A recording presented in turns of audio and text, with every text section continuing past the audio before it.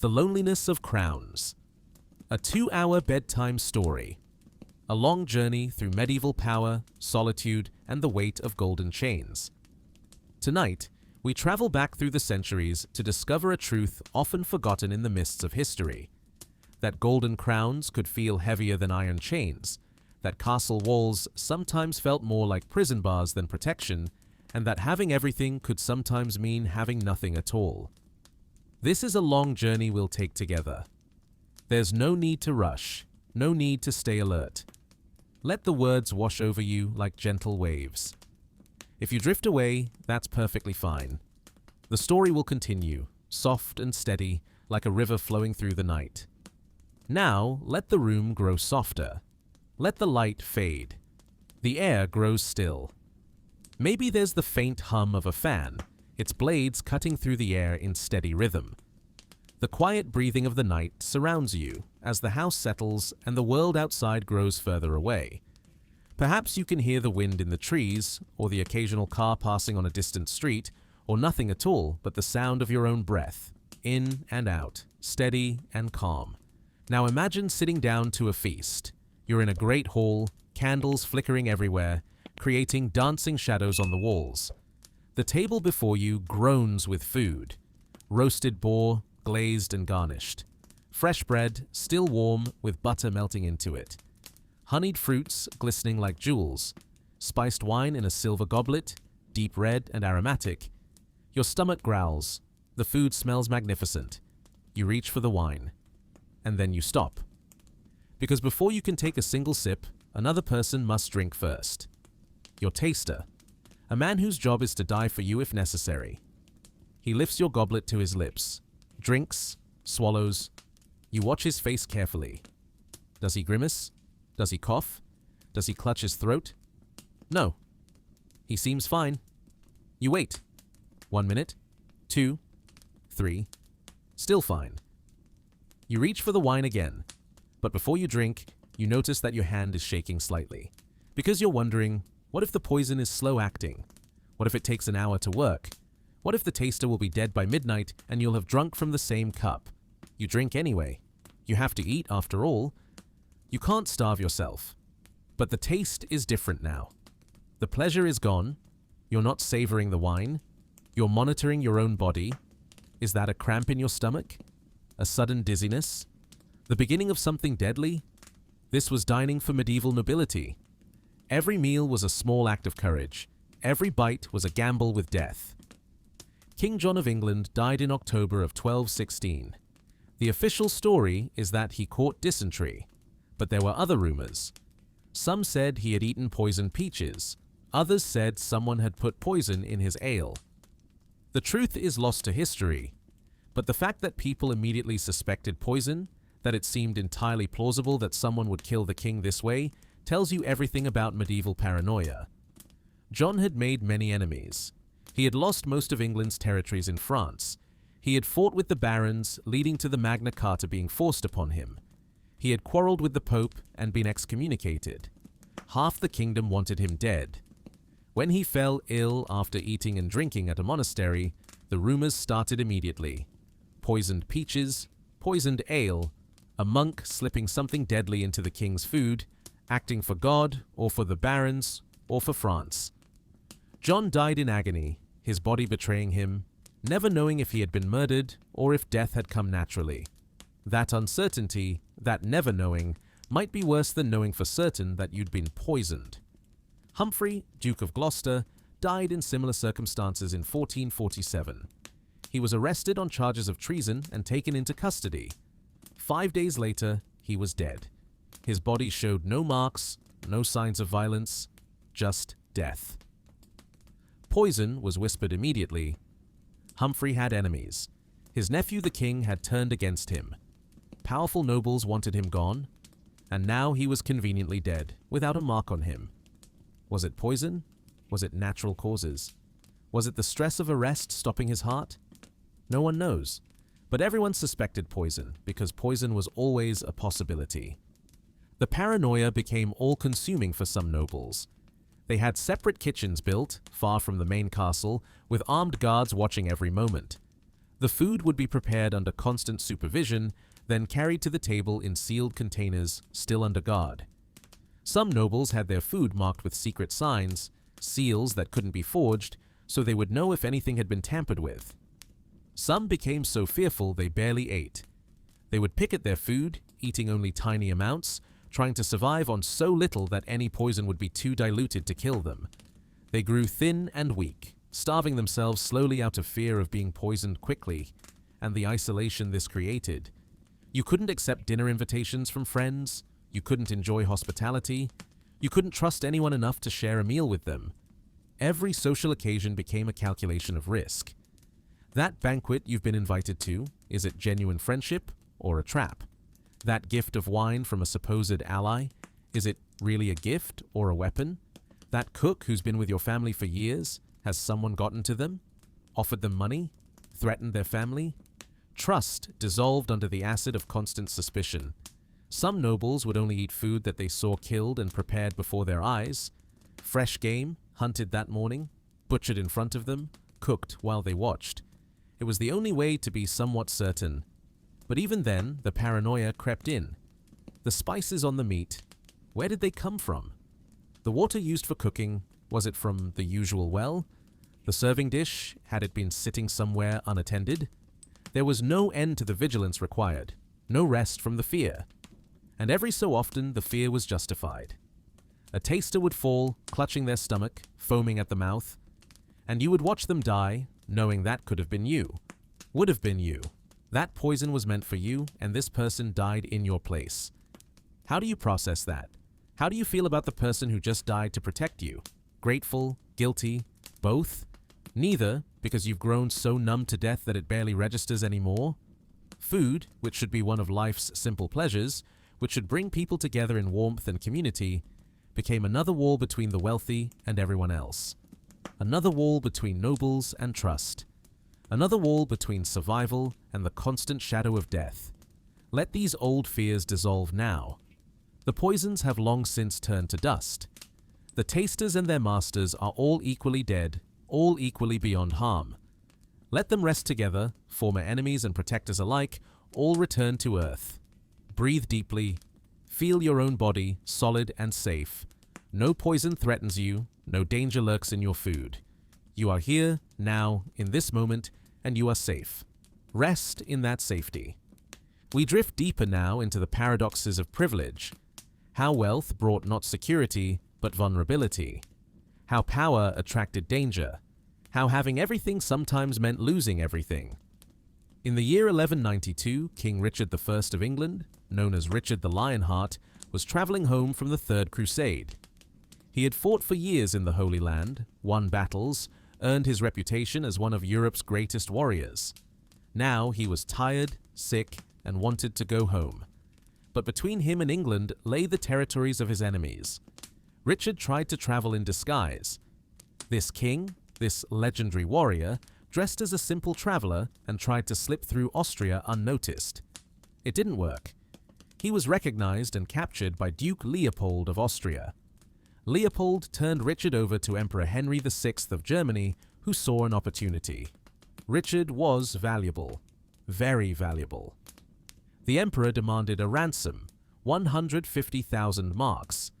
To understand how much this was, consider that England's annual revenue at the time was about 30,000 marks. The ransom was 5 years' worth of the entire kingdom's income. But Henry wasn't negotiating. Pay up, or Richard stays imprisoned, and so England had to be bled dry. Churches were forced to melt down their silver. Every taxpayer had to contribute. Some people had to sell everything they owned just to pay their share. The kingdom groaned under the weight of this enormous demand. Richard's mother, Eleanor of Aquitaine, the same Eleanor who had been imprisoned for 16 years, traveled across England personally collecting the ransom. She was nearly 70 years old, riding from town to town, gathering coins and silver, penny by penny. It took over a year to raise the full amount. During that time, Richard sat in comfortable imprisonment in Germany. He had good rooms, decent food, was allowed to write letters and receive visitors. He was treated with courtesy. But he was still a prisoner, still trapped, still powerless. Think about the irony. Richard was King of England, Duke of Normandy, Count of Anjou. He commanded armies, he had conquered cities, he was called the Lionheart because of his courage and skill in battle, and none of it mattered. He was caught, and all his power, all his reputation, all his kingdom's might couldn't free him until the ransom was paid. Finally, in 1194, after 14 months of captivity, the full ransom was delivered. Richard was released. He returned to England, stayed for 2 months, then left again to fight wars in France. All that suffering, all that expense, all that effort to bring him home, and he barely stayed. But here's the important lesson. Great wealth didn't mean security. It meant you were worth kidnapping. It meant you were a target. Every journey was a risk. Every time you left your fortified castle, you were vulnerable. And it wasn't just kings. Noble children were seized as hostages constantly throughout the medieval period. They would be taken as guarantees of their parents' good behavior. Living, breathing insurance policies. These children would be raised in their captor's household. They would be treated well enough, usually, fed properly, educated, given decent rooms. They would play with their captor's children, learn the language, adapt to the customs. But they were still prisoners, still leverage, still aware that if their family broke faith, if their father rebelled or their mother plotted or their brother started a war, they might be killed. Imagine growing up like that. You're being raised by your family's enemies, but you're supposed to be polite and grateful. You're getting a good education, but you know it might end with your execution if politics shift the wrong way. You make friends with other children, but you're always aware that they're the enemy's children, and your presence is making their father powerful over your family. Some hostages were held for years, some for decades. Some were eventually released when treaties held. Some were killed when treaties broke. Some were kept so long that they forgot they had ever been anything other than prisoners, and when they were finally released, they didn't know how to return to their old lives. The threat was constant and real. And the wealthy, the powerful, the noble, they were the primary targets because they were valuable. Let me tell you about William de Braose.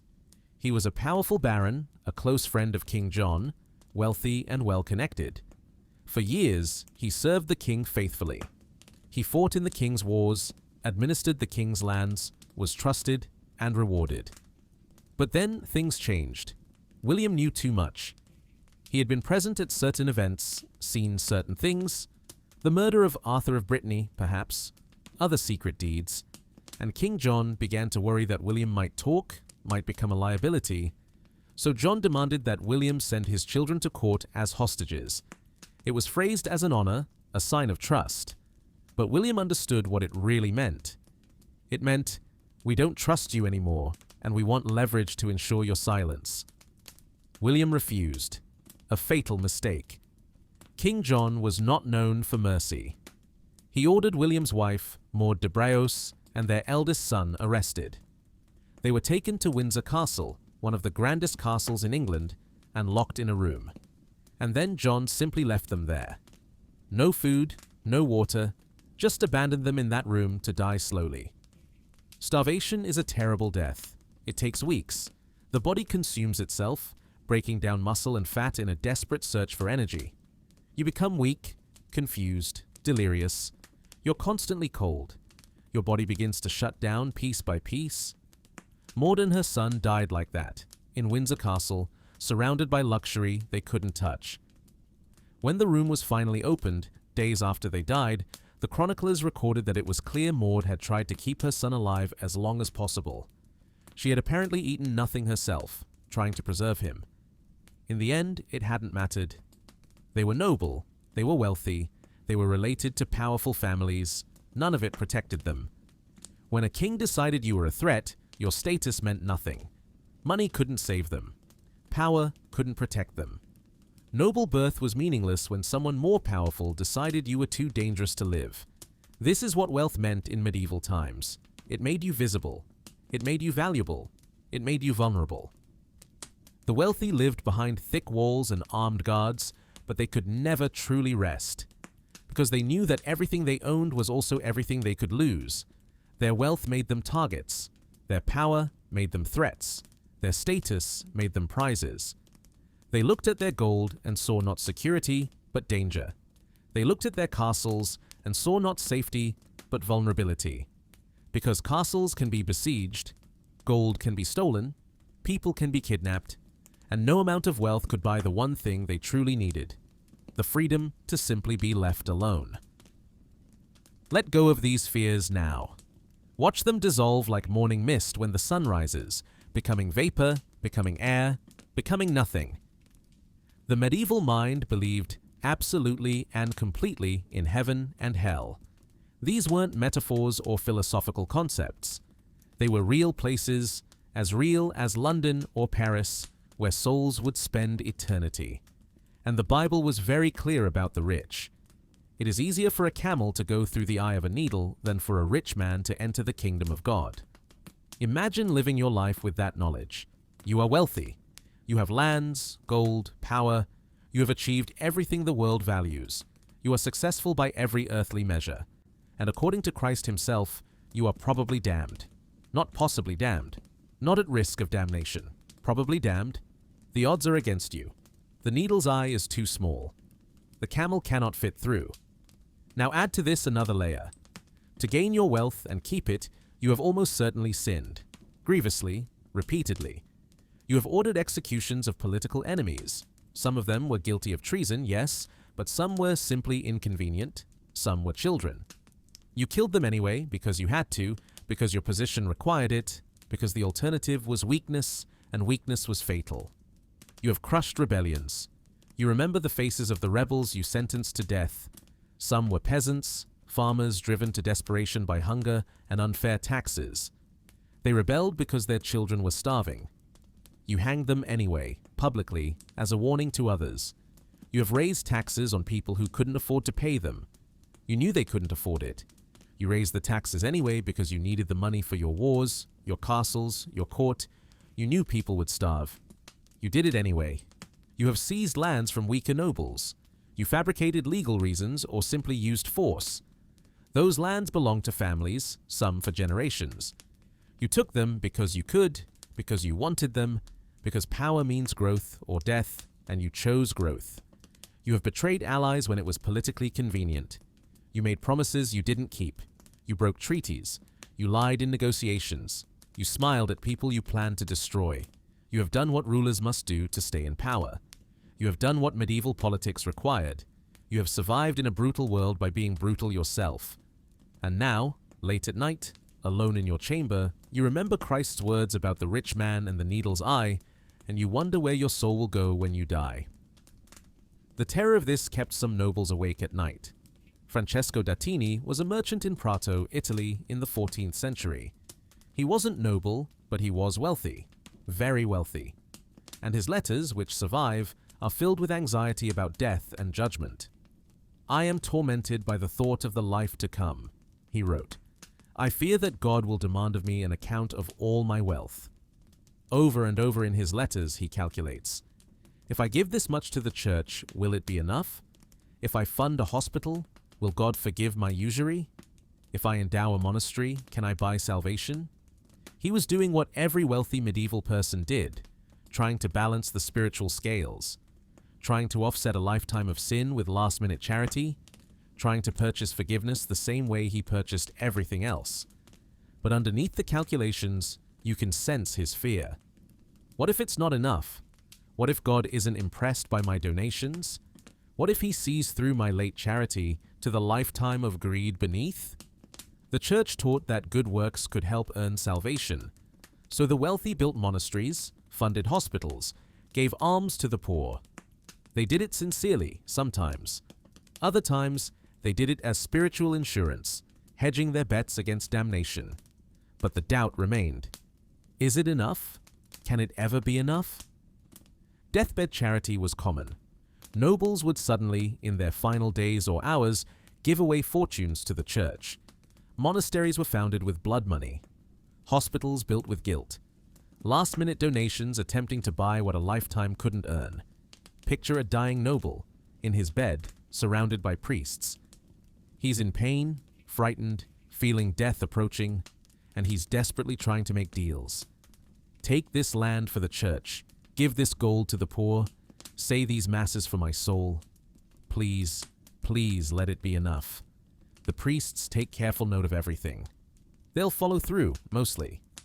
The church benefits immensely from these deathbed panics, but they also see the terror in the dying man's eyes, the desperation, the pleading. All his life, this man commanded others. Now he's begging priests to intercede for him, hoping that masses and prayers and donations can somehow save his soul from the flames. And the terrible question, what if it doesn't work? What if you die and wake up in hell and realize that all your last-minute charity was meaningless? That God saw through it? That you should have lived differently from the beginning? Should have chosen poverty and virtue over wealth and power? Excommunication was a weapon the church wielded carefully, but effectively. To be excommunicated was to be cut off from salvation. No sacraments, no communion, no absolution. If you died while excommunicated, you went straight to hell. King John of England was excommunicated in 1209 for his conflicts with Pope Innocent III. For 5 years, John lived under this ban. For 5 years, he had to imagine that if he died, from illness, assassination, accident, anything, he would burn in hell forever. Think about that. 5 years of knowing that every day might be your last, and every day you remain damned. 5 years of going to bed wondering if you'll wake up, and knowing that if you don't, eternity in hell awaits. How do you function like that? How do you rule a kingdom, make decisions, conduct wars, when part of your mind is always screaming about damnation? John eventually submitted to the Pope and was absolved, but those 5 years must have been torture. Every illness a potential death sentence. Every battle a risk not just of death, but of eternal torment. Every plot against him not just a political threat, but a spiritual catastrophe. This spiritual terror added another layer to every decision a medieval ruler made. Military victory might secure your kingdom, but damn your soul. That battle you just won, how many men died? How many were fighting for pay, not conviction? Are you responsible for their deaths? Will God hold you accountable? Political murder might be strategically brilliant, but spiritually catastrophic. That rival you had killed, yes, he was plotting against you, yes, it was him or you, but it was still murder. Does self-defense excuse it in God's eyes? What if it doesn't? Raising taxes to fund a war, strategically necessary, but it means people starve. Their blood is on your hands. You can justify it politically, but can you justify it morally? Will God accept your justifications?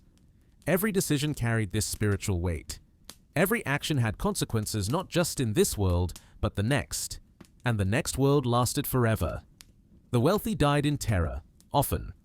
Chronicles record nobles calling desperately for priests in their final hours, confessing sins frantically, trying to make peace with God before it was too late. Some died screaming about hell. Some died weeping.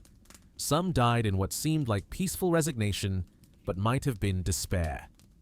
All the gold in the kingdom couldn't buy peace of mind. All the physicians and priests in the world couldn't promise you salvation. You died not knowing, hoping, praying, but never knowing for certain whether you had done enough, been good enough, whether God would show mercy or judgment. Let these spiritual battles fade now. They are long concluded. Whatever judgments were made have been made. The souls have gone to wherever souls go, and their struggles are over. Rest easy. These terrors cannot touch you. You are here now in this moment, and you are safe from medieval fears. William the Conqueror spent the last years of his life in a state of perpetual anxiety. This was the man who had conquered England, who had crossed the Channel with an army and defeated King Harold at Hastings, who had become one of the most powerful rulers in Europe. And he never slept in the same room 2 nights in a row. He feared assassination so deeply that he made his own household into a moving puzzle. Different bedchamber every night, different guards, different arrangements, never establishing a pattern, never creating a routine that someone could exploit. Imagine the exhaustion of that. Every night, getting ready for bed, somewhere new. Never quite comfortable because the room is unfamiliar. Never quite relaxed because tomorrow you'll be somewhere else. Never feeling at home anywhere, even in your own castles. William had reason to be paranoid. He had made countless enemies conquering England. The English nobles he had displaced wanted him dead. The Norman nobles who followed him were ambitious and might see killing him as an opportunity. Foreign kings saw him as a threat. Even his own sons couldn't be fully trusted. So he moved constantly, slept in different rooms, kept guards close, trusted no one completely. It kept him alive. It also kept him exhausted, stressed, always looking over his shoulder, always waiting for the attack that might come any moment. He died in 1087, not from assassination, but from an accident. His horse stumbled during a battle, throwing William against the pommel of his saddle. The injury damaged his intestines. He lingered for weeks in agony before finally dying. All those years of vigilance, all that paranoia, all that careful security. And in the end, what killed him was chance. An accident. Something no amount of caution could have prevented. But he didn't know that would be his end. He lived every day as if assassination might come at any moment. And for many medieval nobles, that assumption was correct. The Peasants' Revolt of 1381 was a wake-up call for English nobility. For weeks, thousands of peasants marched on London, burning manor houses, killing officials, demanding reforms. The young King Richard II, only 14 years old, had to negotiate with them personally. And for a brief, terrifying time, the mob controlled London. They breached the Tower of London itself, supposedly the most secure fortress in England.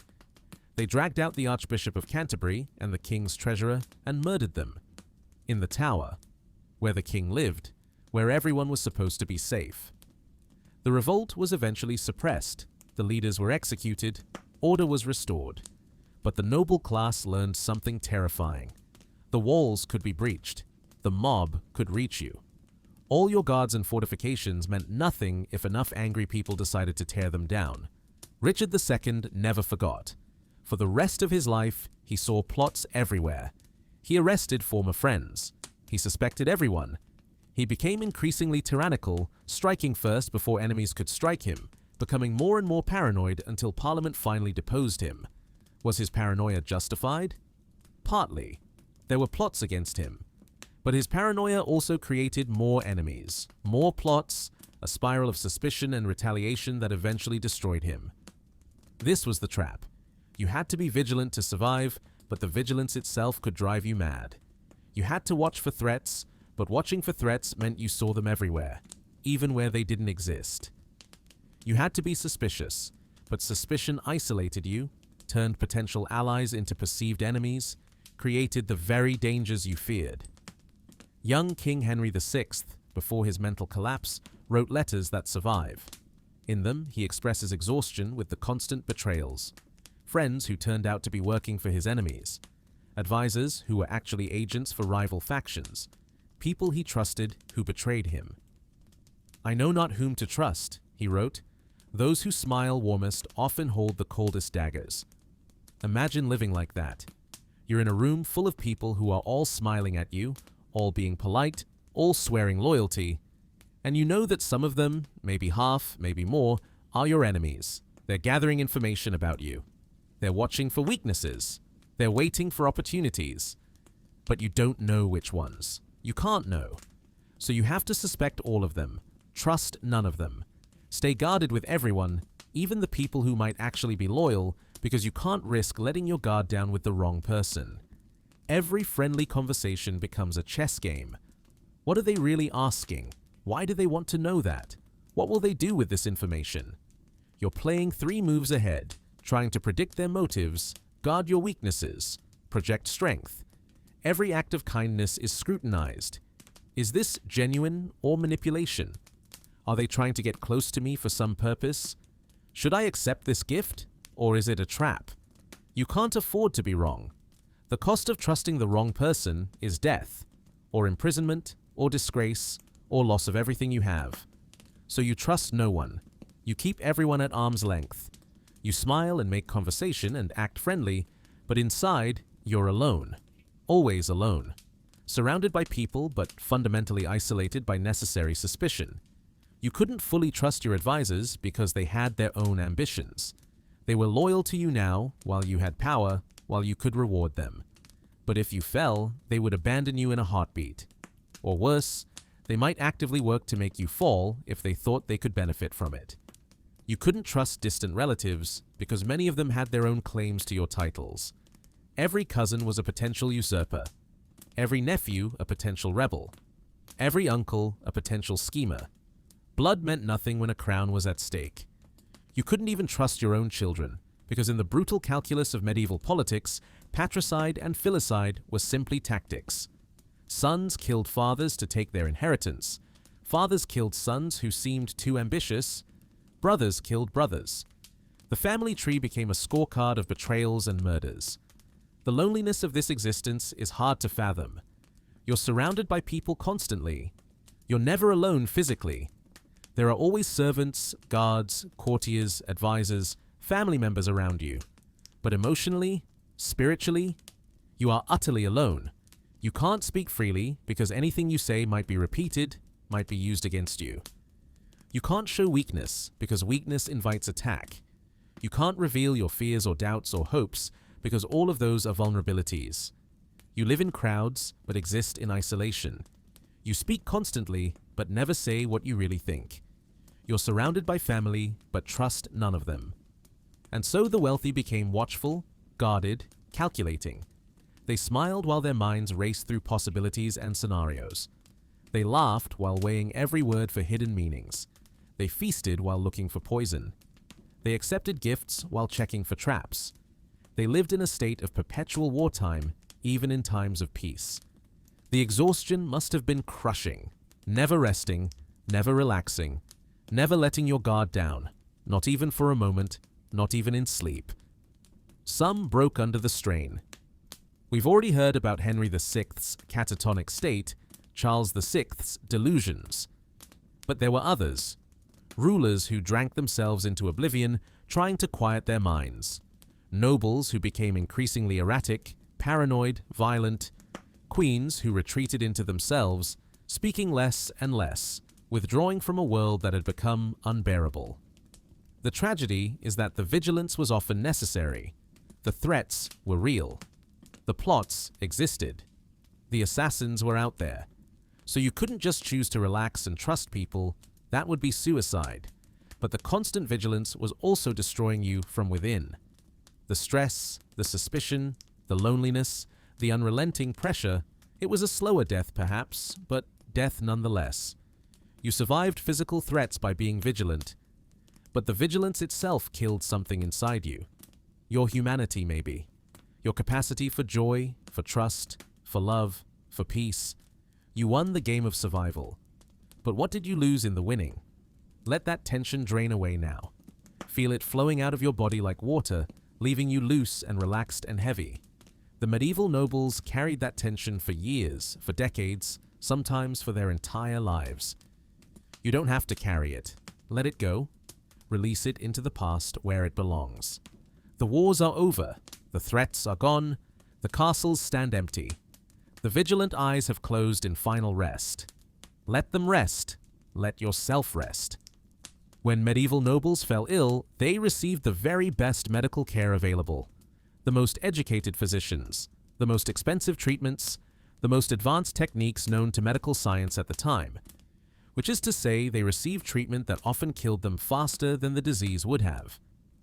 Medieval medicine was a strange blend of ancient theory, religious belief, and complete misunderstanding of how the human body works.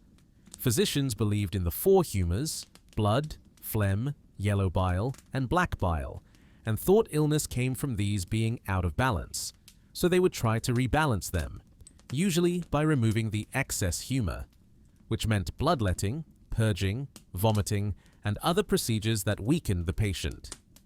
Mercury was used for infections. It's poisonous. Lead powder was used in cosmetics, also poisonous. Medications were made from ground pearls, crushed gems, unicorn horn, actually narwhal tusk, and various other expensive but useless substances. The rich could afford these treatments. Lucky them. King Henry V was one of England's greatest warrior kings. He won the magnificent victory at Agincourt in 1415, defying all odds to defeat a much larger French army. He conquered most of northern France. He forced the French king to recognize him as heir to France. He seemed unstoppable. In 1422, while campaigning in France, Henry developed dysentery. It starts with diarrhea, cramping, fever. Unpleasant, but usually not fatal if you rest and stay hydrated. But Henry was a king. He had the best physicians. They gave him their best treatments. They probably purged him to clear out the bad humors. This would have caused more diarrhea, more dehydration. They probably bled him to reduce the excess blood humor. This would have weakened him further, made him anemic. They probably gave him various medicines, most of which would have been useless at best, harmful at worst. Henry suffered for weeks. He was only 35 years old, in the prime of his life, a superb physical specimen. But he got weaker and weaker, unable to keep food down, losing weight rapidly, running a fever that wouldn't break. He died in August 1422 at the height of his success, conquered by a disease that shouldn't have killed a healthy man in his 30s. Would he have survived with no treatment? Possibly. Many peasants survived dysentery by just resting and drinking water. Henry might have recovered naturally if he'd been left alone. Instead, he got premium medical care, and it probably killed him. Childbirth for noble women was especially dangerous. When a peasant woman gave birth, she was typically attended by an experienced village midwife. The room was kept warm but not hot. The woman could move around, squat, use positions that helped with labor. The midwife knew not to interfere unless necessary. Most births went fine. When a noble woman gave birth, she got a completely different experience. She was placed in a darkened room, windows sealed, air stuffy and hot. She was put in bed on her back, the worst position for giving birth. She was attended by educated physicians who, because they were men, often knew less about childbirth than the midwives they displaced. These physicians would intervene. They had tools, techniques, theories. They would pull, push, cut, try to speed things along. Every intervention increased the risk of infection, tearing, complications. Noble women died in childbirth just as often as peasant women, maybe more often because the interventions themselves were dangerous. And the babies didn't fare better either. Noble families, with all their wealth and physicians, watched their children die just as often as peasant families did. Half of all children, noble and peasant alike, didn't survive to adulthood. Childhood diseases, measles, whooping cough, scarlet fever, smallpox, killed without regard to social class. No amount of money could buy immunity to disease. A noble family might have 8 children and watch 4 of them die. Sometimes more. Sometimes they would lose all of them, see every child sicken and die despite the best medical care money could buy. Imagine that grief. Watching your children die one by one, knowing you can do nothing to save them. Calling in the best physicians, paying fortunes for treatments, praying desperately, and still they die. And somewhere in the back of your mind you might wonder, are the treatments helping or making it worse? Is the bloodletting weakening them? Are the medicines poisoning them? Should I send the physicians away and just hold my child? But you don't dare, because what if you're wrong? What if sending away the physicians means your child dies, and you could have saved them? What if doing nothing is worse than doing something, even if the something is harmful? So you let the physicians continue. You watch them bleed your feverish child. You watch them force medicines down a throat already raw from vomiting. You watch your child grow weaker and weaker under their care. And when the child dies, the physicians assure you they did everything possible. And maybe they did. Maybe nothing could have saved your child. Or maybe their treatments killed what the disease would have spared. You'll never know. There's a dark irony here. Peasants, with their simple remedies and less intervention, were sometimes healthier. They couldn't afford physicians, so they relied on rest, herbal teas, clean water, time. Often, that was better than what money could buy. A peasant with a fever would lie in bed, drink water, eat simple broth, and either recover or not. A noble with a fever would be bled, purged, dosed with mercury, and weakened so much that recovery became impossible. Wealthy people paid for the privilege of being subjected to treatments that harmed them. They paid fortunes to be poisoned, bled, weakened, killed by their own physicians. All the gold in the kingdom couldn't buy good health. All the physicians and expertise in the world couldn't prevent death. In fact, sometimes the physicians hastened it. The wealthy died in pain, just like everyone else. Perhaps more so because they believed their money should save them and learned too late that death doesn't negotiate. Death doesn't care about your wealth or status. The plague killed nobles and peasants with equal efficiency. Childbed fever took rich women and poor women alike. Battlefield wounds didn't distinguish between a knight in expensive armor and a common soldier in leather. Money couldn't protect you from disease. Power couldn't stop death. Noble birth meant nothing to smallpox, to plague, to infection, to any of the 1,000 ways the human body could fail. Let these old pains fade now. The diseases that killed them have been conquered or contained. The treatments that harmed them have been abandoned. The suffering is over, long over. Medical science has advanced beyond recognition.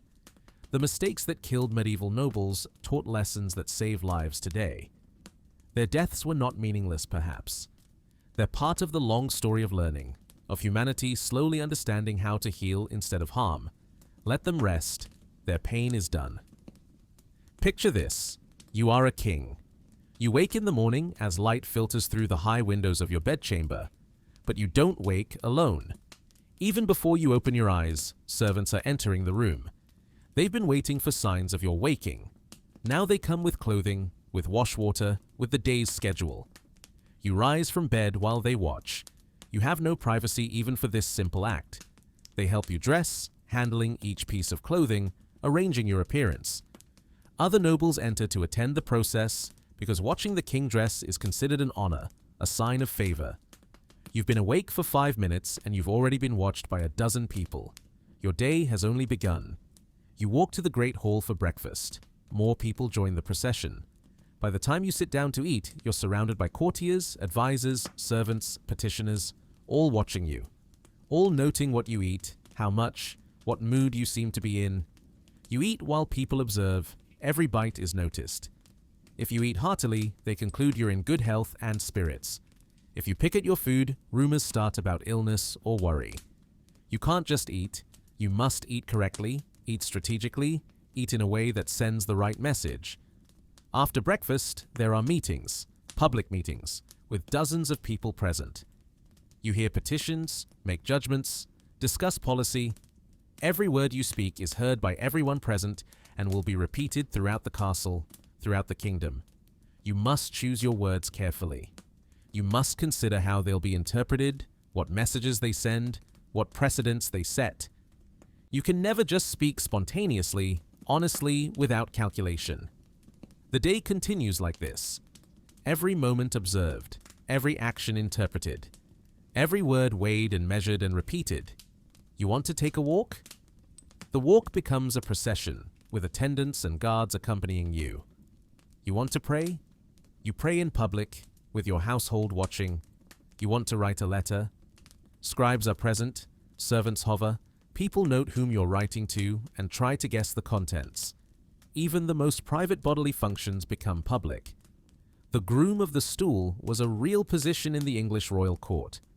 A nobleman, usually of high rank, whose job was to attend the king during his toilet functions, to bring the chamber pot, to wait while the king used it, to clean up afterward. This was considered a prestigious position. Men competed for it. It meant you had the king's ear during his most private moments. You could speak with him when no other advisors were present. You could influence him. But think about what it means. The king couldn't even defecate in private. Even that most basic, most private human function was attended by someone else. Watched, witnessed. There was no privacy. None. Ever.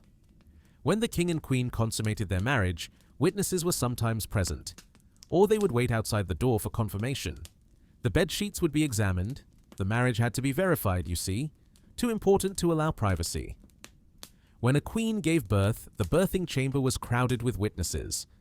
Nobles needed to confirm that this baby really came from the queen's body, that there was no substitution or trick. So they watched. They witnessed the labor, the birth, everything. Imagine giving birth with a room full of people watching. Imagine being in that much pain, that vulnerable, and knowing that dozens of eyes are on you, observing, judging, witnessing. Letters survive from medieval nobles begging for solitude. I beg your grace to allow me to retire to my chambers for a time of quiet prayer. One letter reads, "The constant attendance grows wearisome, and I crave but a few hours alone with God and my thoughts. It was rarely granted. Privacy was not a right of the nobility. Privacy was suspicious. What were you doing alone? Whom were you meeting? What were you plotting? Privacy meant opportunity for secret dealings, and secret dealings meant potential betrayal. So they lived their lives on display. Every moment performed, every action calculated, every word chosen for effect. When they grieved publicly. When a child died, the parent had to mourn appropriately, not too much, which would show weakness, but not too little, which would seem callous. The grief had to be measured, displayed correctly, performed for the watching court. When they were ill, their illness became public knowledge immediately. Physicians would report on their condition, courtiers would discuss their symptoms, foreign ambassadors would send reports about the king's health to their own rulers. An illness was never just personal, it was political. When they argued with their spouse, everyone knew. The atmosphere at court would shift. People would take sides, form factions. A marital disagreement became a political crisis. Their children were constantly observed and commented upon. Are they healthy, smart, well-behaved, strong? Every aspect of the royal children's development was discussed, judged, reported. The children grew up knowing they were always being evaluated, always being watched. The constant performance must have been exhausting. Never being able to just exist. Never being able to have a bad day without it becoming a crisis. Never being able to be simply human, messy, emotional, imperfect, real.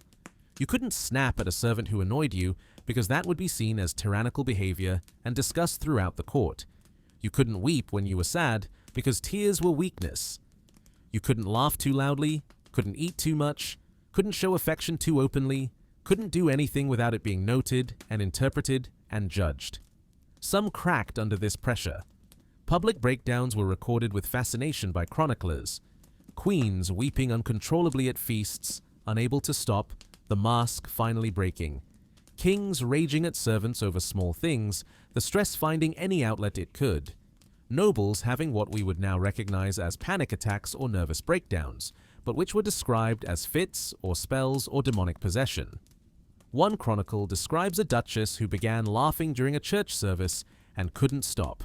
She laughed and laughed, inappropriate manic laughter, while everyone stared.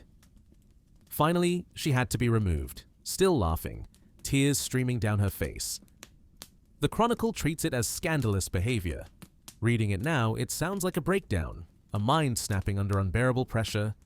They lived in palaces, but the walls were made of glass. Everyone could see in, everyone could watch. They wore crowns, but couldn't remove them even in sleep. The performance never ended.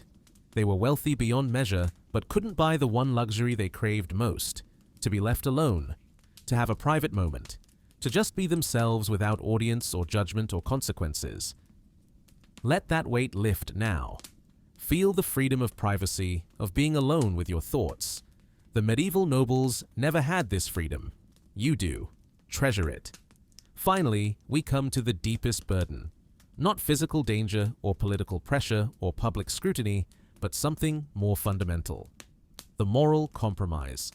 The damage to the soul that power required. To rule in medieval times meant making impossible choices. Every day you faced decisions where every option was wrong, where someone would suffer no matter what you chose, where your hands would be stained with blood regardless. You ordered executions of people who might have been friends once. Maybe they were guilty of treason. Maybe they were just in your way. Maybe they were innocent but dangerous. You ordered their deaths because you had to, because your position required it, because showing mercy to one might encourage others to rebel. And so you signed death warrants. You watched executions, sometimes, to show you were strong enough to see your orders carried out. You looked into the faces of the condemned and hardened your heart and told yourself it was necessary. Was it? Maybe, maybe not. You'll never know for certain. But they're dead now, and you gave the order, and their blood is on your hands. You crushed rebellions. The rebels were your subjects, people who lived on your lands, paid your taxes, owed you loyalty. They rebelled because they were desperate, hungry, oppressed. They rebelled because your taxes were too high, your laws too harsh, your rule too burdensome. You understood their grievances. Some of them were legitimate, but you couldn't allow rebellion, couldn't show weakness, couldn't let them think that violence would be rewarded with concessions.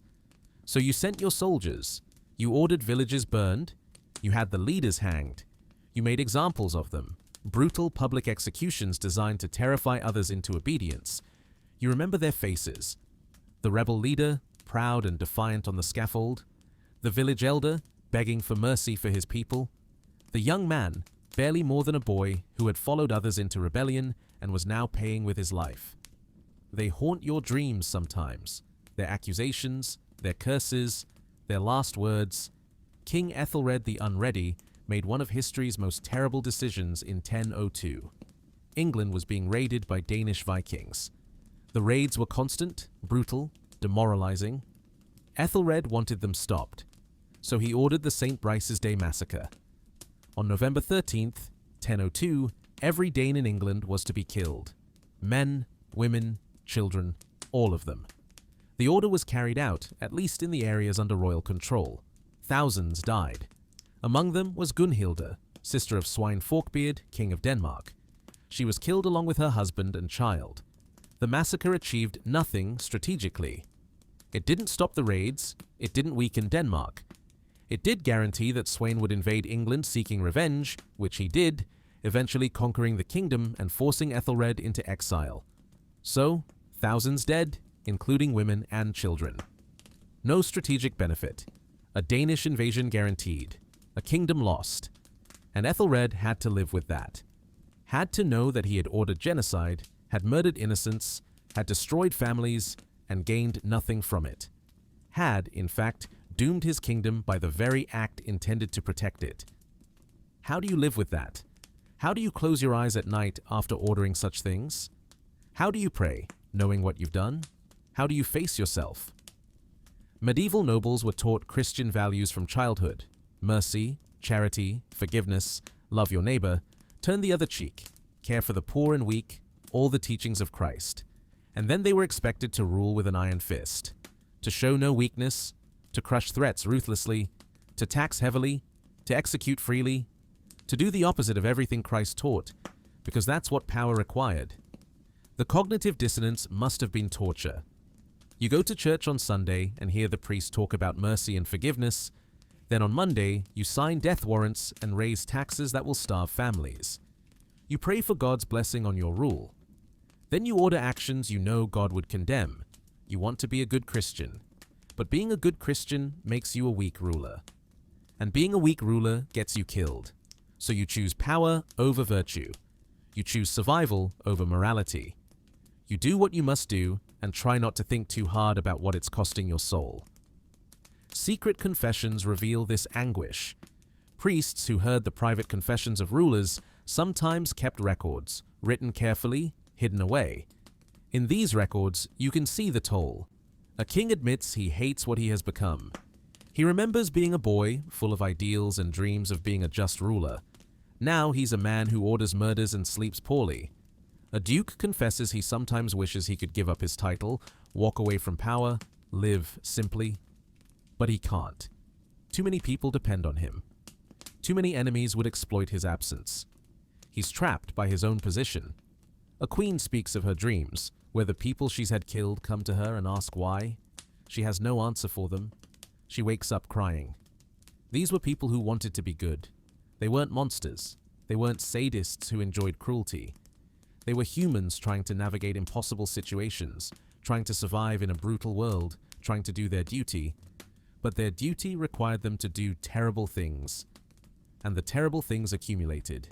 Each death ordered, each village burned, each harsh law enacted, each mercy denied. The weight of it must have been crushing. Walking around knowing what you've done, knowing what you've become, knowing that you've compromised every value you were taught, violated every moral principle you believed in, done things that horrify you, all in the name of maintaining power, of doing your duty, of protecting your position. And the worst part, you can't even be sure it was necessary. Maybe there were other ways. Maybe you could have been more merciful and still survived. Maybe some of those deaths were avoidable. Or maybe not. Maybe you did exactly what you had to do. Maybe every harsh choice was the right choice. Maybe there were no good options, only bad ones and worse ones. You'll never know. You can only carry the weight and hope it was worth it. They wanted to be loved but needed to be feared. They valued honor but practiced deception. They preached virtue but committed atrocities. They believed in justice but dispensed cruelty. They followed Christ in church and followed necessity in court. And in quiet moments, alone with their thoughts, if they were ever alone with their thoughts, they knew. They knew what they had done. They knew what they had become.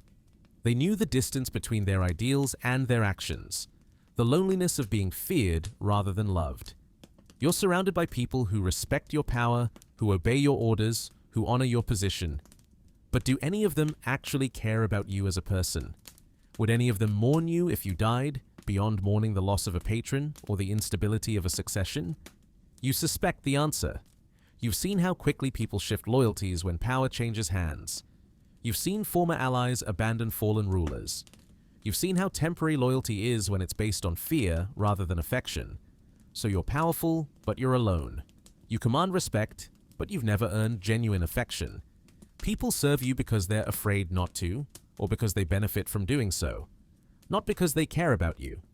The isolation of knowing people serve you out of terror, not loyalty.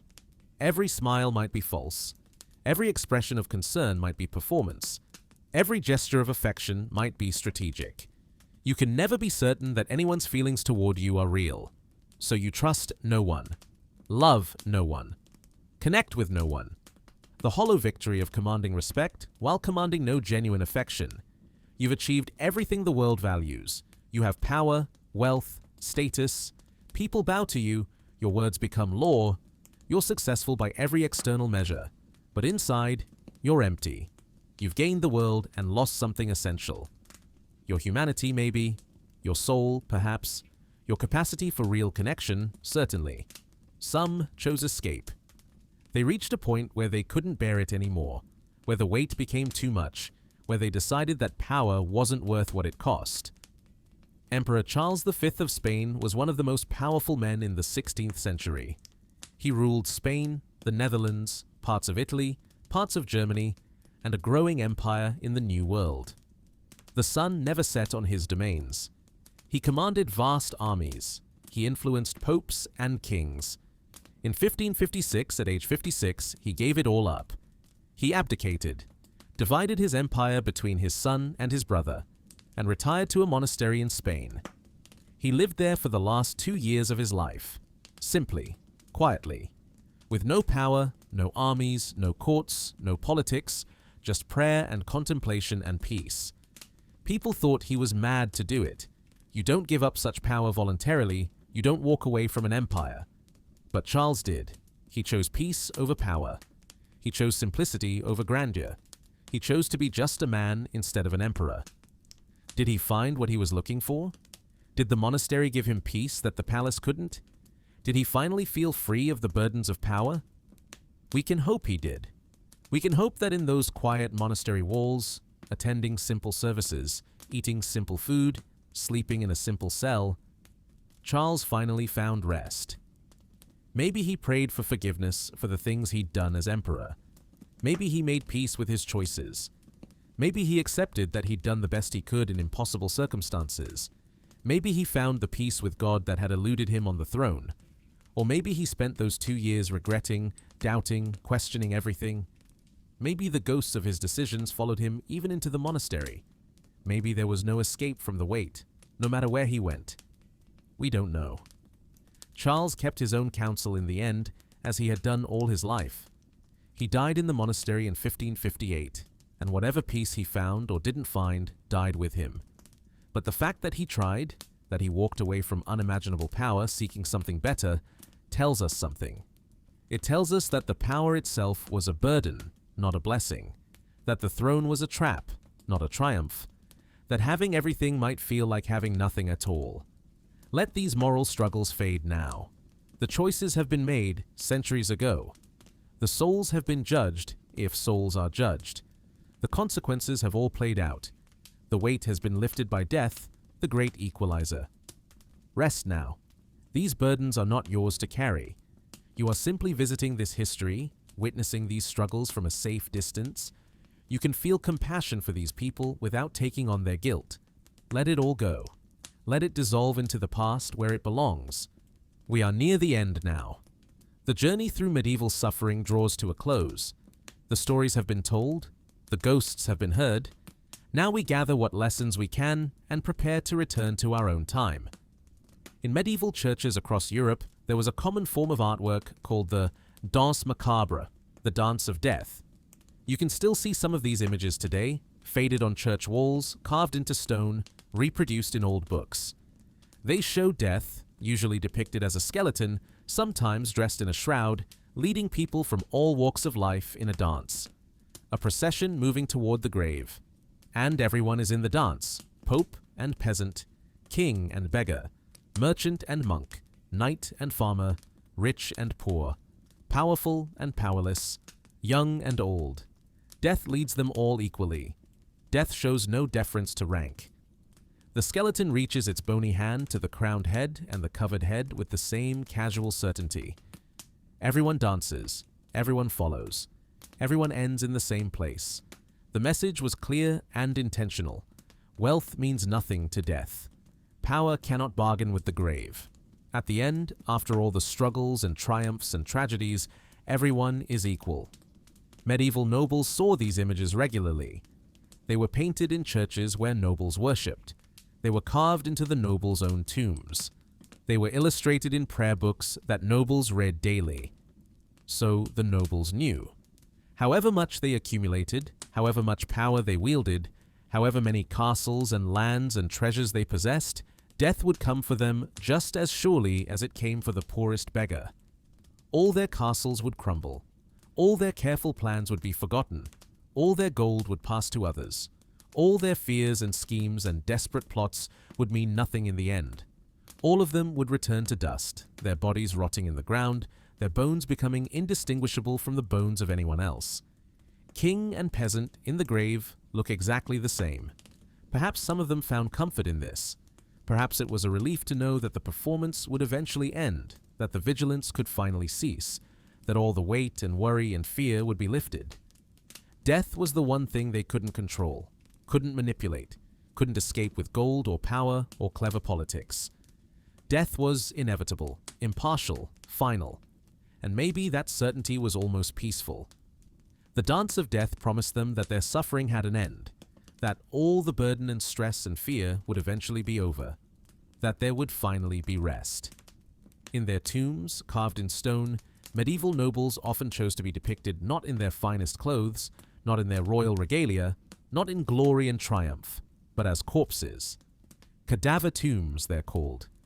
Stone effigies showing the body as it would look after death. Rotting flesh, exposed bones, worms and toads. The physical reality of decomposition carved in stone for everyone to see. Why would they choose this? Why depict themselves this way? A final admission, perhaps, a final moment of honesty. This is what it all comes to. This is the truth beneath the crown. All the power and wealth and status, and in the end, we're just rotting meat. Just bones, just dust. It was meant as a memento mori, remember you will die. A reminder to the living that they too would end this way, that all their accomplishments and accumulations would mean nothing eventually. But it was also maybe a kind of relief. A way of saying, the performance is finally over. The mask has been removed. This is what I really am, what we all really are beneath the fine clothes and the titles. Just mortal, just human, just temporary. And so we leave them there, in their stone coffins, their struggles ended, their fears finally quieted. They lived in luxury and died in terror, or lived in power and died in pain, or lived in glory and died in regret. But they died. They all died. And their deaths made them equal to everyone they had ruled, everyone they had taxed, everyone they had condemned, everyone they had feared. Their lives remind us that happiness cannot be bought, that safety is sometimes an illusion, that the highest heights can be very lonely places, that power comes with a cost that might be too high to pay. But they also remind us of something else, something more universal and more compassionate, that suffering is universal, that the human heart beats the same whether under silk or homespun, that we all fear, we all love, we all hope for peace, we all want to matter, we all want to be safe, we all want to be loved. The medieval nobles were not so different from anyone else. They had more money, yes. More power, yes. More influence and status and worldly success. But they were still human, still vulnerable to all the fears and pains and sorrows that afflict any human being. Their wealth protected them from some dangers while exposing them to others.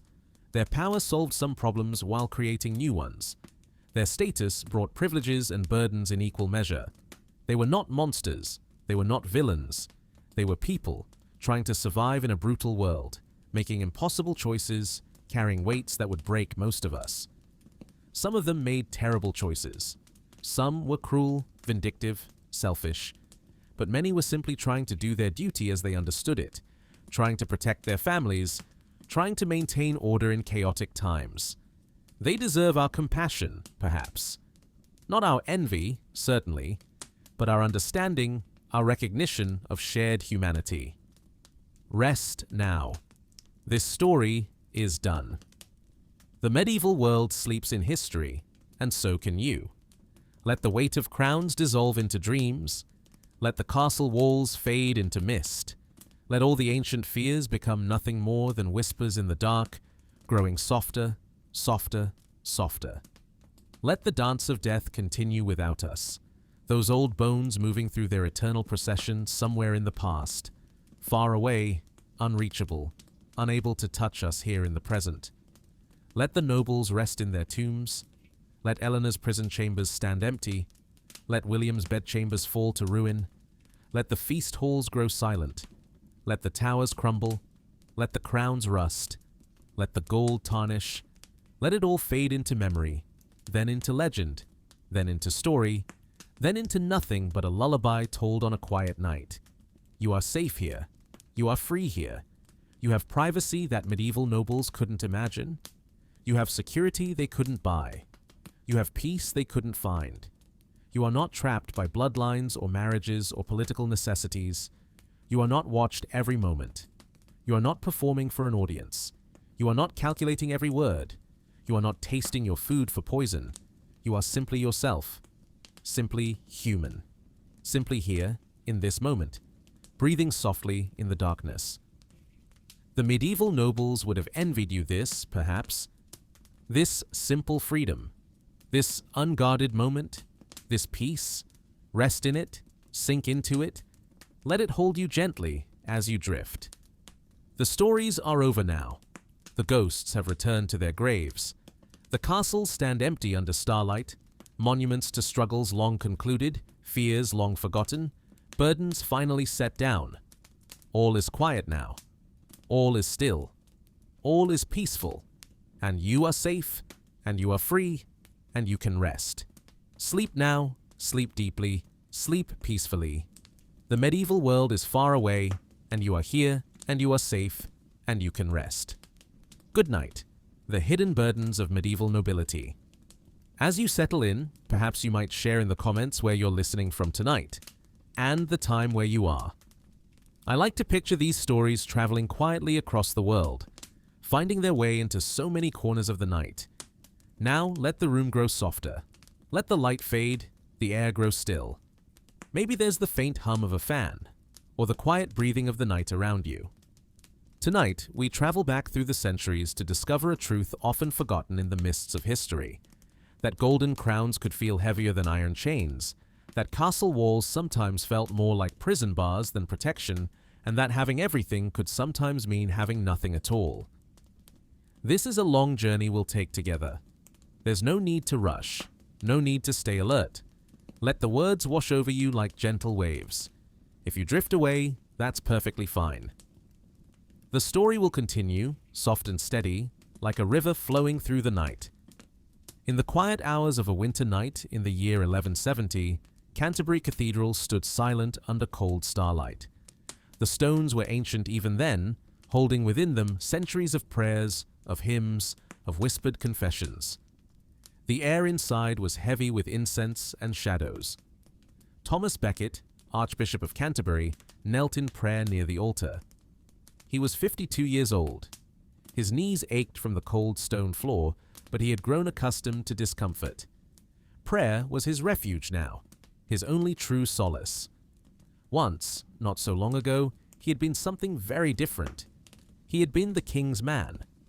Thomas had been Chancellor of England, the closest friend and advisor to King Henry II. They had hunted together, laughed together, made plans for the kingdom together. They had been young men with the world at their command. But power changes friendships. Ambition complicates loyalty. And now, Thomas knelt in the cathedral, waiting. He had heard rumors. He knew the king's anger. He had seen the signs. 4 knights were approaching through the winter darkness. Their names were Reginald Fitzurse, Hugh de Morville, William de Tracy, and Richard le Breton. They wore mail beneath their cloaks. Their swords hung at their sides, catching what little light filtered through the high windows. They had heard their king cry out in frustration, "Will no one rid me of this turbulent priest?" Perhaps Henry meant it. Perhaps he didn't. But the knights heard what they wanted to hear, and they came to Canterbury with murder in their hearts. Thomas could have run. The monks begged him to hide. But where does an archbishop hide? Where can a man go when he has made his choice, drawn his line, decided that some principles matter more than survival? The knights found him at the altar. They struck him down there, in the holy place, before God and witnesses.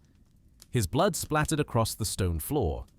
His skull split open, and one of the greatest friendships in medieval history ended in violence and betrayal, as so many did. This is where our story begins. Not with glory or triumph, but with a simple truth. In medieval times, even friendship between powerful men could end in blood upon cold stone floors. Even archbishops, protected by the church and God himself, could be murdered in their own cathedrals. And if even they were not safe, who was? Let that question hang in the air for a moment. Then let it drift away, like smoke rising from a candle, dissipating into darkness. Now imagine, if you will, a king sitting alone in his chamber. It is late at night. The fire burns low in the hearth, casting dancing shadows on the walls. Outside these walls, thousands of people live their lives. They sleep in villages and towns, farmers and merchants, mothers and children, all existing under his rule, depending on his decisions. Inside the chamber, he sits alone at a table. There are documents before him, sealed letters, reports from the borders, requests for judgment.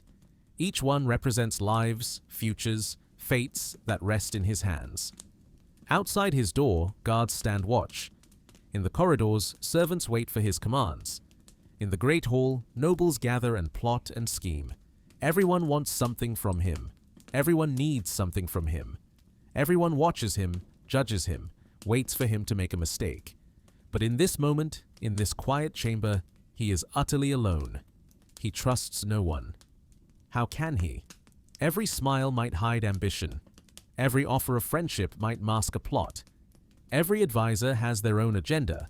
Every relative has their own claim to his throne. The very people who swear loyalty to him might be negotiating with his enemies, might be waiting for the perfect moment to betray him, might be counting the days until his death makes them powerful. This was the reality for so many medieval rulers. The terrible, crushing loneliness of power.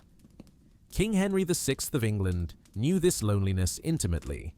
He was born in 1421, became king as an infant when his father died, and grew up surrounded by people who wanted to control him. He was pious and gentle, qualities that would have served him well as a monk, but served him poorly as a king. As a young man, still in his 20s, the weight of responsibility grew so heavy that his mind simply stopped working. It was 1453. England was losing the 100 Years' War. The kingdom was divided by feuding nobles. Everyone demanded decisions from him, actions, leadership. And Henry broke. For 17 months, he could not speak, could not move, could not respond to anything. He sat in his chair like a living statue, staring at nothing, trapped somewhere inside himself where no one could reach him. His wife, Margaret of Anjou, brought their newborn son to him, placed the baby in his arms, hoping the sight of his heir might break through the fog in his mind. Henry looked at the child and showed no recognition, no emotion, nothing. Doctors were summoned. Priests performed rituals. Advisors shouted at him, whispered to him, begged him to respond. But Henry had retreated to some place deep inside himself, somewhere beyond the reach of crowns and kingdoms and the unbearable weight of all those expectations. When he finally recovered, the kingdom had fallen further into chaos, and everyone remembered his weakness. The king who broke, the ruler who couldn't rule, the man who proved that power could destroy a gentle soul. Let your own mind drift now, away from Henry's tragedy. Let it float, weightless, untroubled. Across the English Channel, in France, another king faced a different kind of mental torment. Emperor Charles VI ruled France starting in 1380. He was called Charles the Mad, though perhaps Charles the Suffering would have been more accurate. Charles believed he was made of glass. Pause and consider that. Imagine waking every morning believing that your body is fragile, brittle, that any impact might shatter you into 1,000 pieces. Imagine the terror of getting out of bed, of walking across a room, of allowing anyone to come near you. Charles had iron rods sewn into his clothing to protect himself from breaking. He would stand motionless for hours, afraid that movement itself might cause him to crack and fall apart. When traveling in carriages, he demanded extra padding, extra cushions, anything to protect his glass body from the jolting of the roads. Think of the isolation of this delusion. You cannot embrace your wife because contact might shatter you. You cannot hold your children. You cannot even shake hands with your advisors. Every human touch becomes a potential catastrophe. And everyone around you knows you are mad, but you are still the king, still the most powerful man in France, still the person who makes decisions about war and peace, about laws and justice, about the lives of millions. Charles would have episodes where he didn't recognize his own family. He would attack servants, believing they were enemies. Once, while riding in the forest with his knights, he suddenly drew his sword and began attacking his own men, killing several before they could restrain him. He thought they were assassins, perhaps. Or maybe, in that moment, his fractured mind saw threats where there were none. But here is the terrible truth. Perhaps his paranoia wasn't entirely unjustified. Because in the medieval world, the king's enemies were real. Assassination was common. Poison was always a possibility. Betrayal was expected. These were not exceptions, Henry and Charles. These were not unusual cases. They were simply the ones whose madness was most visible, most documented. How many other medieval rulers suffered in silence? How many felt their minds fracturing under the pressure but managed to hide it, to perform sanity while crumbling inside? Power, you see, came with a peculiar curse. The higher you climbed, the more alone you became. The more people surrounded you, the more isolated you felt. Every smile might hide betrayal. Every gift might carry poison. Every friend might be waiting for their moment to strike. Royal confessors, those priests who heard the private prayers of kings and queens, sometimes kept journals. In secret chambers, writing in the depths of night, they recorded what they witnessed. Kings breaking down in tears, queens speaking of their terrors, rulers admitting they dreamed of being anyone else, anywhere else. One confessor wrote of a king who would wake screaming from nightmares, convinced that everyone he had executed was waiting for him in hell. Another recorded a queen who couldn't sleep more than an hour at a time, startled awake by every sound, certain that assassins were creeping through the castle. These were people who commanded armies, who made laws, who held the power of life and death over thousands. And they lived in such fear, such crushing, unrelenting fear. Let that weight settle in your mind for a moment. Feel its heaviness. Then let it go, like a stone dropped into still water, sinking down, down into darkness, out of sight, out of mind. Let it ripple away into nothing. Now picture a child, 5 years old, small hands, bright eyes, a child's simple joy in running and playing and discovering the world. This child sits at a grand table covered with the finest food. Roasted meats and fresh bread, honeyed cakes and sweet fruits, a feast fit for royalty. Because this child is royalty. But before the child can reach for anything, before a single bite can be taken, another person steps forward. An adult, someone paid for this specific purpose. The food taster. The child watches as this person takes a piece of meat from the plate, chews it, swallows. They wait. Seconds pass. A minute, 2 minutes. The child's stomach growls. The food smells so good, but still they wait. Finally, the taster nods. It's safe. For now. This was breakfast for noble children in medieval times. By age 5, by the time peasant children were running free in fields, noble children already understood that people wanted them dead. They learned that food could kill, that trust was dangerous, that being valuable meant being vulnerable. They learned these lessons not through words, but through daily experience, through watching the taster day after day, through seeing the fear in their parents' eyes, through overhearing whispered conversations about plots and threats and enemies, and sometimes they learned through tragedy. Prince Arthur of Brittany was born in 1187. He was the posthumous son of Geoffrey, Duke of Brittany, and Eleanor, Duchess of Brittany. His grandfather was King Henry II of England. His uncle was Richard the Lionheart. His other uncle was John, who would become King John of England. Arthur was, by some arguments, the rightful heir to the English throne. He had a better claim than his uncle John. Everyone knew it, including John. When Arthur was just a child, he became a pawn in the power struggles between English and French nobility. He was raised at the French court, used as a symbol of resistance against King John. By the time he was 15, Arthur was leading armies, besieging castles, fighting for his inheritance. In 1203, when Arthur was 16 years old, he was captured by King John's forces. He was imprisoned in the castle of Falaise, then moved to Rouen. And then, one night in April, Arthur disappeared. The exact details are lost to history, murky and contradictory. Some chroniclers claim that King John, drunk one night, went to Arthur's cell and killed the boy himself. Others suggested that John ordered William de Braos, one of his barons, to carry out the murder. Some accounts say Arthur was blinded and castrated before being killed, the standard punishment for traitors. What we know for certain is this. Arthur of Brittany, 16 years old, with a legitimate claim to the throne of England, vanished. His body was never found. He simply ceased to exist, erased from history by the very family that should have protected him. Imagine being Arthur. Imagine growing up knowing your uncle feared you, knowing that your very existence was a threat to him, knowing that the safest thing that could happen to you was to be forgotten, but knowing also that you couldn't be forgotten because too many people saw you as a symbol, a figurehead, a cause. You're 16. You should be thinking about tournaments and courtship and learning to rule. Instead, you're a prisoner, and you can see in your uncle's eyes that he's making a calculation. Is it safer to keep you alive, or to eliminate the threat? You know the answer. You've always known the answer. And one night, the cell door opens, and you see your future in the faces of the men who enter. Let Arthur rest now. Let his ghost fade into the centuries. Another tragedy. Another set of ghosts. The princes in the tower. Edward V was 12 years old in 1483. He had just become King of England after his father's death.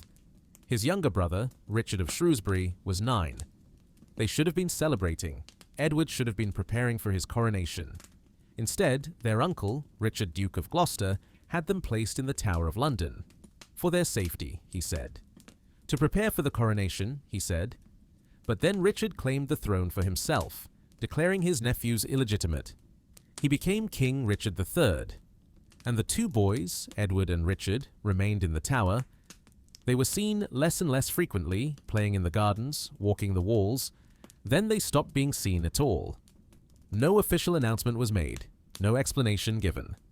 The boys simply vanished. Rumors spread immediately. Whispers in taverns, gossip in marketplaces. The princes were murdered, suffocated with pillows, stabbed in their beds, buried somewhere in the tower. For years, it remained a mystery. Then, in 1674, workmen making repairs in the tower discovered a wooden box buried beneath a staircase. Inside were the skeletons of 2 children, roughly the right ages. Were these the princes? Almost certainly.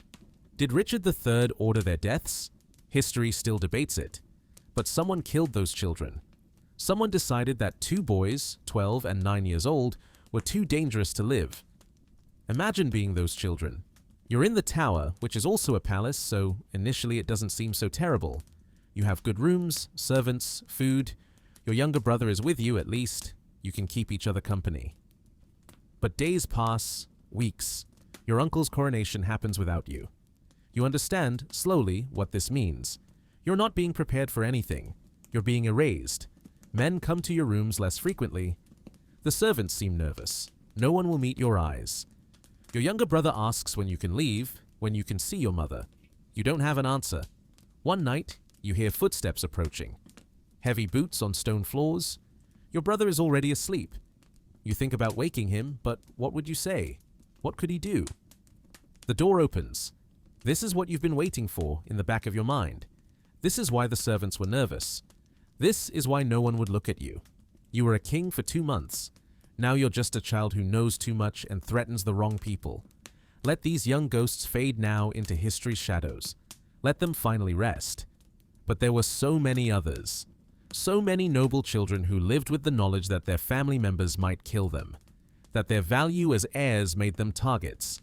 That the safest thing that could happen to them would be to survive to adulthood. And even that was not safe at all. Noble children were often sent away as hostages to foreign courts.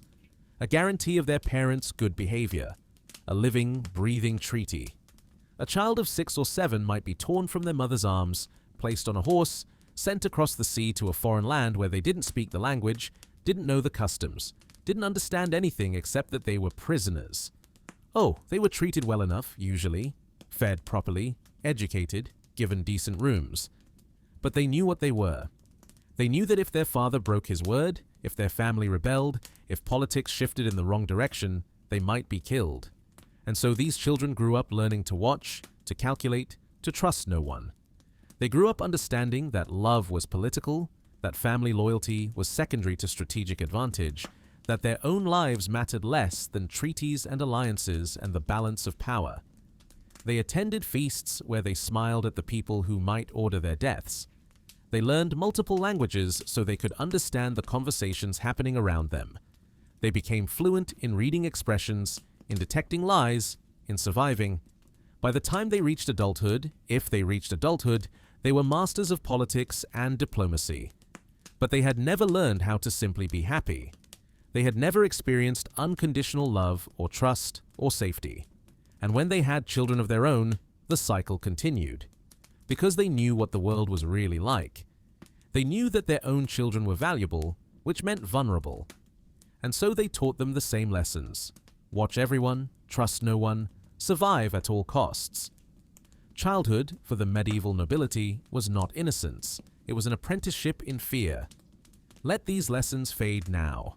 Let them dissolve like sugar in water, becoming indistinct, then invisible, then forgotten. Breathe deeply. Feel yourself in this moment safe, distant from those ancient fears. The medieval world is far away, separated from us by centuries of time. Its terrors cannot reach us here. Rest for a moment in that safety. We move now through darker corridors where blood ties became blood debts, where the people who should have protected you became the greatest threats. The shadows here are deep, but remember, you are only visiting. These are ghosts of long ago. In the year 1135, King Henry I of England died. He had lost his only legitimate son in a shipwreck years before, and so he had named his daughter Matilda as his heir. He made his barons swear oaths to support her claim to the throne. Henry was barely buried before those oaths were broken. Stephen of Blois, Henry's nephew, rushed to London and had himself crowned king. Matilda, who was in Normandy at the time, was outraged. She had been promised the throne. The barons had sworn to her.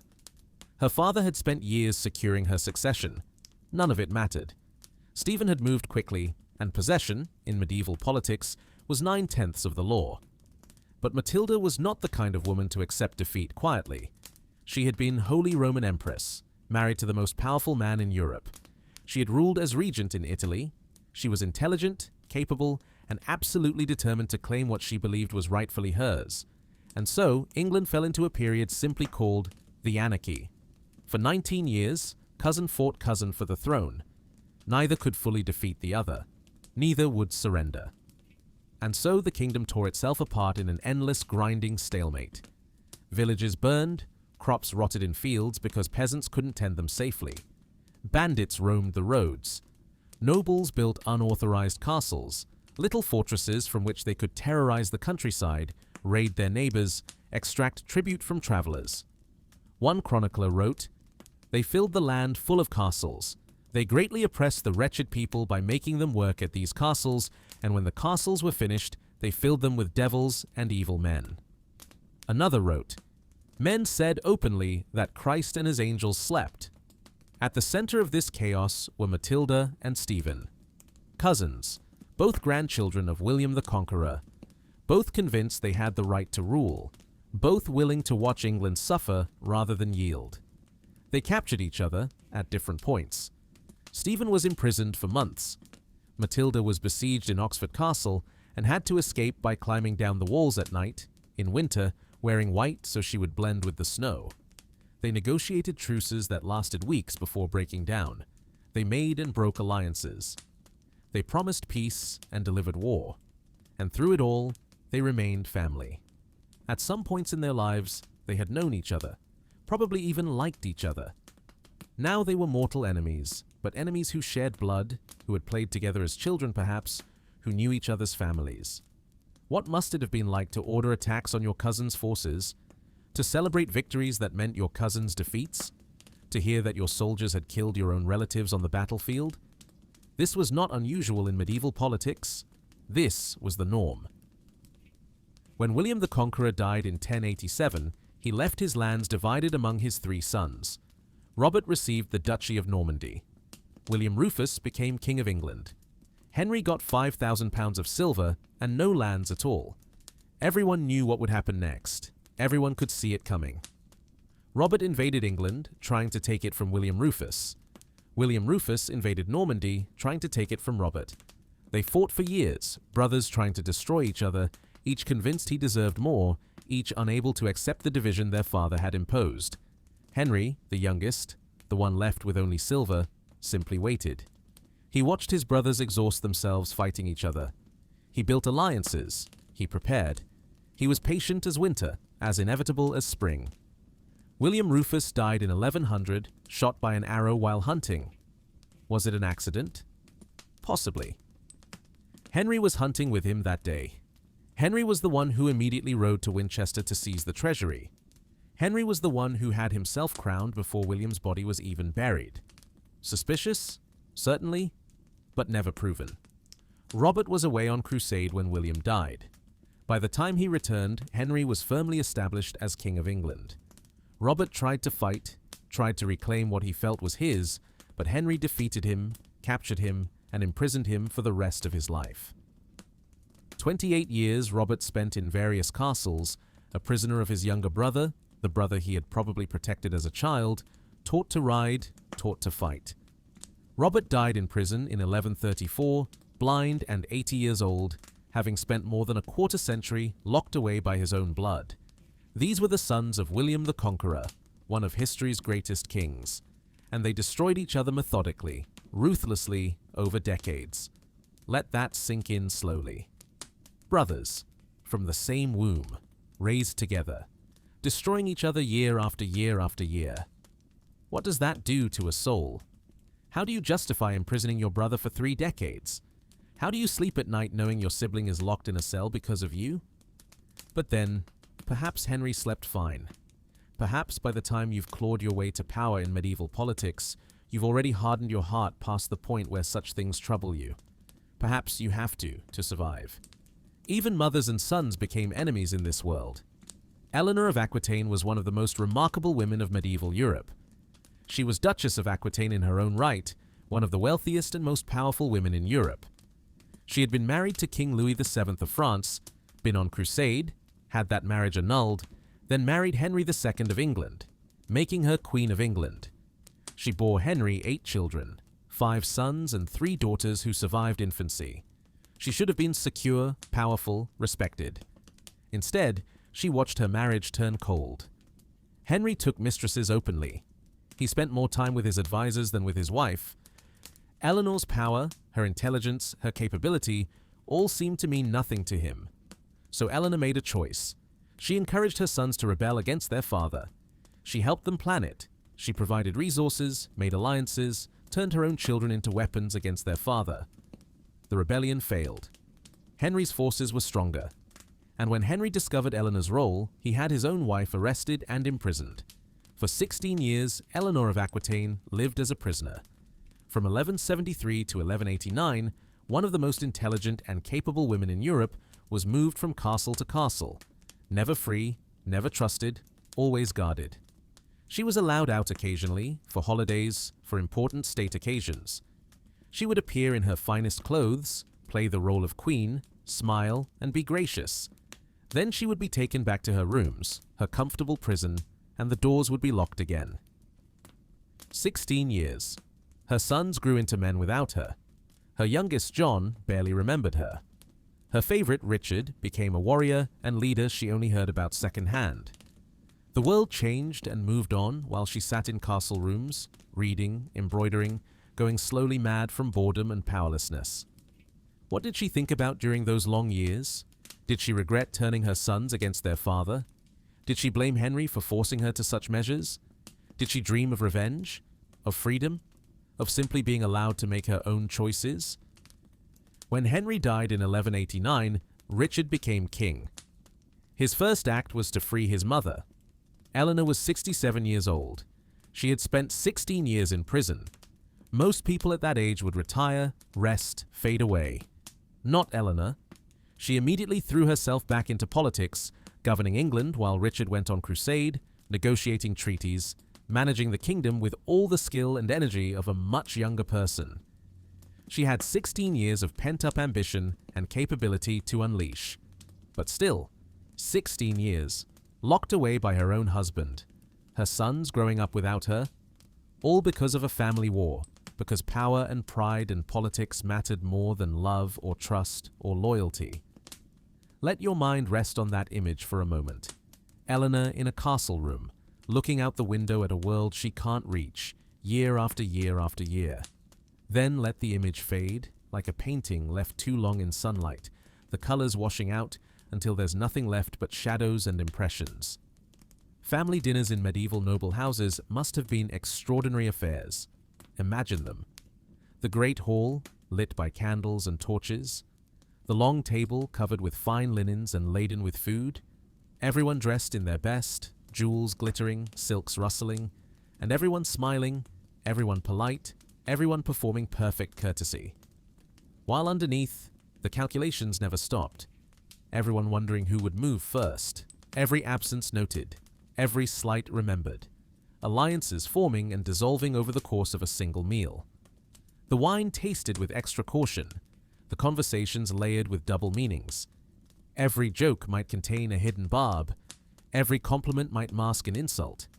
Every offer of friendship might be a trap.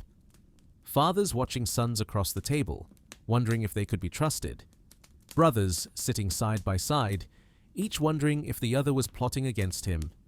Uncles and nephews, cousins and in-laws, all bound together by blood and marriage, all potential enemies. And when the meal was over and everyone retired to their rooms, the plotting would begin in earnest. Secret meetings in corridors, whispered conversations, messengers sent in the night, letters written and sealed and smuggled out. No one was above suspicion. No relationship was safe. Blood meant nothing when a crown was at stake. And when you went to bed at night in your great castle, surrounded by luxury, you had to wonder, would your brother be king if you simply didn't wake up tomorrow? Would your uncle sleep easier if your ship sank on your next voyage? Would your cousin find it convenient if you caught a sudden fever that the doctors couldn't explain? This was family life at the top. Love was dangerous. Trust was foolish. Survival meant vigilance, always vigilance, never letting your guard down, not even with the people who shared your blood. Rest here a moment. Feel the softness beneath you, the safety of this present moment. Those old wars are over now. Those families are dust. Their betrayals matter to no one anymore. Let the weight of all that suspicion drift away. Listen now to a quieter tragedy, though no less painful for its quietness. The story of marriages that were cages. In medieval noble society, marriage was rarely about love. It was about alliances, about land, about peace treaties and trade agreements and connections between powerful families. Two people would be bound together for life, not because they chose each other, but because their families needed something from the union. And once the marriage contract was signed, there was no escape. The church did not allow divorce. Annulments were rare and required papal approval. For better or worse, you were bound to this person you might barely know, might actively dislike, might even have good reason to fear. Eleanor of Aquitaine, who we just met in prison, had already lived through one such marriage. When she was 15 years old, she married Louis VII of France. It was a political arrangement. Her father had just died, leaving her one of the wealthiest women in Europe. Louis was set to become King of France. The marriage combined their strengths, created a powerful alliance. It was also miserable. Eleanor was intelligent, passionate, politically skilled. Louis was pious, somewhat weak-willed, more suited to be a monk than a king. They had nothing in common. Eleanor went on crusade with Louis, hoping perhaps that adventure would bring them together. Instead, the crusade was a disaster, and their relationship grew even worse. After 15 years of marriage, 2 daughters, and increasing mutual resentment, they managed to get an annulment. The stated reason was that they were related within the prohibited degree, they were third cousins. The real reason was that they made each other miserable, and Eleanor had failed to produce a son. Eleanor was 30 when she finally escaped that marriage. She had spent half her life bound to the wrong man. And then, within 2 months of her annulment, she married Henry II of England. This marriage was her choice, more or less. She was attracted to Henry, who was younger than her, energetic, intelligent, ambitious. For a few years, it worked. Then it didn't. And unlike her first marriage, there would be no annulment from this one. Henry was too powerful. The political implications of their separation would be too dangerous. So Eleanor was stuck again, in another marriage that had curdled into resentment and hostility. When she rebelled, Henry didn't divorce her. He couldn't. The church wouldn't allow it, and besides, Eleanor controlled too much wealth and land in her own right. So he simply locked her away, keeping her as his wife in name while imprisoning her in fact. This was the reality for noble women. Marriage was a cage, and there was no key. Margaret Beaufort was married for the first time at age 12. She was Countess of Richmond, wealthy and well-connected. Edmund Tudor, her husband, was in his mid-20s. The marriage was arranged by his brother, King Henry VI, to consolidate power and wealth. Within a year of the wedding, Edmund was dead, killed in the Wars of the Roses. Margaret was 13 years old and pregnant. The pregnancy nearly killed her. She was so young, her body not ready for childbirth. She labored for hours in agony, assisted by midwives who must have known they were probably delivering a baby, but might well kill the mother in the process. The baby survived. Margaret survived, barely. But her body was so damaged by that early childbirth that she could never have another child. At 13 years old, her fertility was destroyed. The baby was Henry Tudor, who would eventually become King Henry VII of England. Margaret would spend the rest of her life maneuvering to place her only son on the throne, succeeding finally when he was 28 years old. She was one of the most politically skilled women in English history, but she should never have been forced into that marriage at 12, should never have been made pregnant at 13, should never have had to endure what she endured. And this was not unusual. This was normal. Noble girls were often married at 12 or 13, to men twice or 3 times their age, expected to produce heirs immediately regardless of the physical cost. Some didn't survive.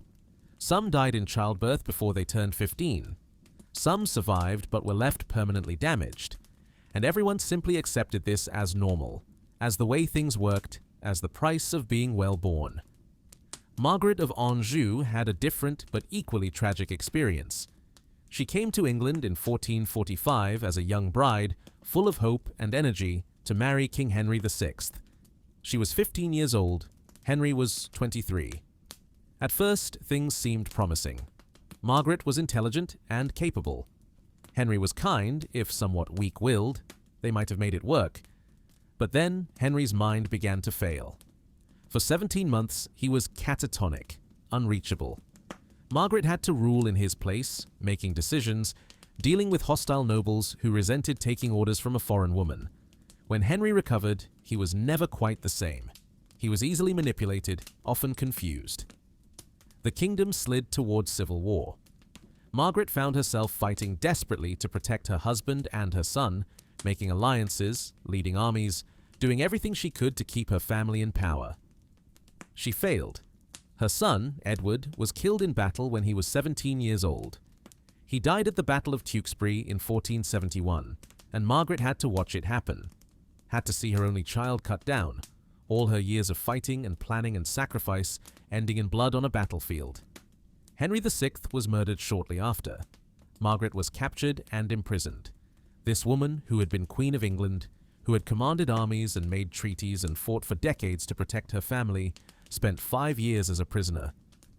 When she was finally ransomed by the King of France, she returned to France poor and broken. She lived her last years in poverty, a forgotten old woman who had once been queen of one of the most powerful kingdoms in Europe. From hopeful young bride to bereaved mother to impoverished prisoner to forgotten pensioner. This was her journey through life, all because of a marriage arranged when she was 15 years old. These women lived in golden cages. They wore silk and jewels but couldn't choose whom to love, couldn't decide. And here was no alternative. Some found small rebellions, secret letters to lovers, quiet refusals, small moments of autonomy carved out of lives of obligation. But mostly, they endured. They did their duty, they produced heirs, they played the political game, they survived, which was its own kind of victory.